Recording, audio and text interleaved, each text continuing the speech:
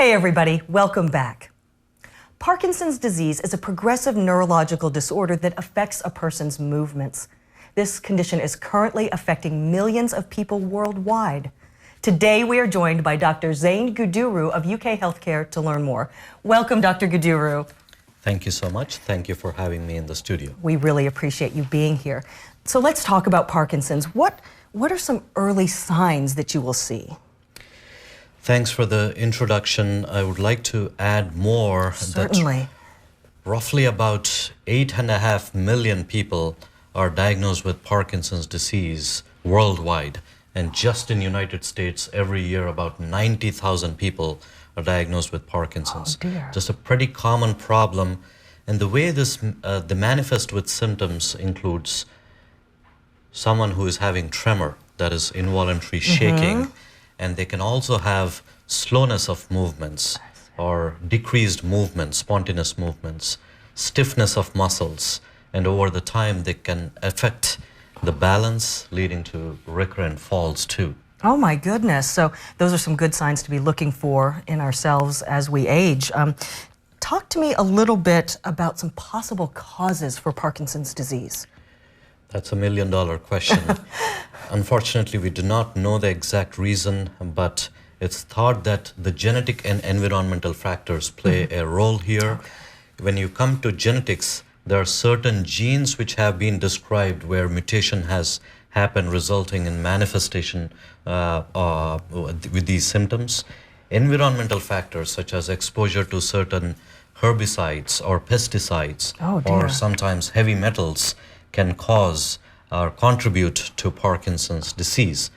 Overall, what we see is predominantly the people with Parkinson's disease, the initial symptoms manifest somewhere at or above age 60 or so. I see. Okay. Well, currently, how is Parkinson's disease managed? So when it comes to management from diagnostic standpoint, it's a clinical diagnosis. You need a neurologist or a Parkinson trained specialist to look at you and make the diagnosis.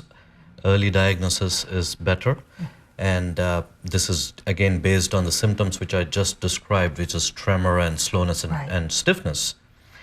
Coming to the treatment options, there are two ways you can address this. One is through medications.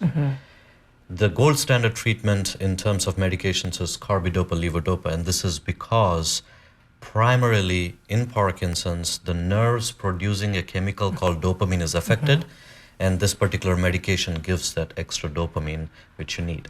And there are multiple medications which work around this dopamine.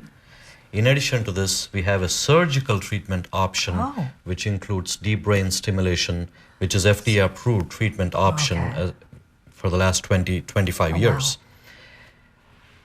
In addition to this medical surgical management, you also need physical therapists, speech therapists, help, and regular exercise is very important. I see. Regular exercise can slow down the progression of Parkinson's.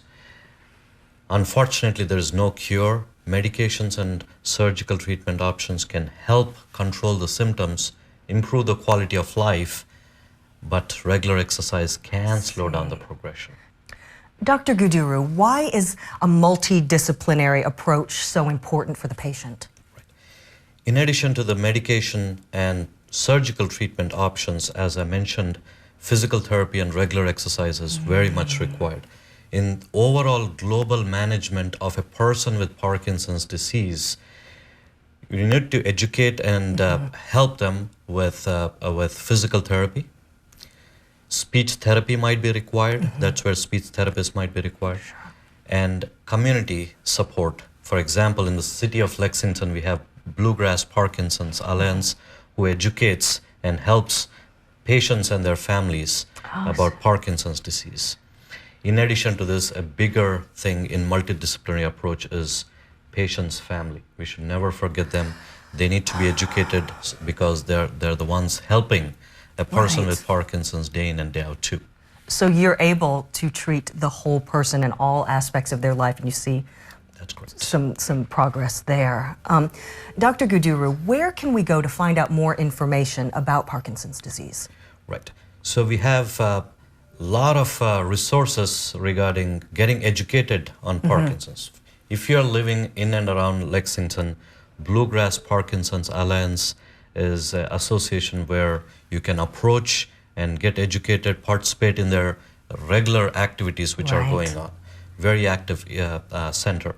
The second one is if you're looking on internet, you can access through American Parkinson's Disease Association, APDA, and you also have Michael J. Fox Foundation too, through which you can get educated on Parkinson's, plus understand and learn on new advances in this field, and that will also provide the resources for research which is going on and which you can participate.